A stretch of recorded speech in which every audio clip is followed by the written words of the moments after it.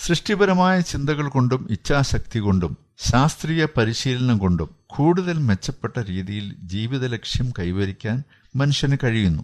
ജീവിത വിജയം കൈവരിക്കണമെങ്കിൽ വ്യക്തമായ ലക്ഷ്യവും ലക്ഷ്യപ്രാപ്തിക്കുള്ള പാതയും ഉണ്ടായിരിക്കണം. സ്വന്തം കഴിവുകളും പരിമിതികളും വ്യക്തമായി മനസ്സിലാക്കിയതിനു ശേഷമായിരിക്കണം അവരവരുടെ അഭിരുചിക്കനുസൃതമായ ലക്ഷ്യങ്ങൾക്ക് വേണ്ടി പ്രവർത്തിക്കേണ്ടത്. വൈകാരിക സമ്മർദ്ദങ്ങളിൽ നിന്ന് മോചനം നേടി മനസ്സുകൊണ്ട് തീരുമാനമെടുത്ത് പ്രവർത്തിക്കുന്നതിലൂടെ നേട്ടങ്ങൾ കൈവരിക്കാൻ കഴിയും. വ്യക്തമായ ലക്ഷ്യവും ലക്ഷ്യത്തെ ബുദ്ധിപരമായ അറിവിലൂടെ പിന്തുടരാനുള്ള ക്ഷമയും വിജയകരമായ ജീവിതത്തിന്റെ താക്കോലാണ്. ജീവിതത്തിന് ലക്ഷ്യമുണ്ടെങ്കിൽ അത് നേടിയെടുക്കാനുള്ള അധ്വാനത്തിൽ വ്യക്തി ഉന്മേഷം കണ്ടെത്തുന്നു.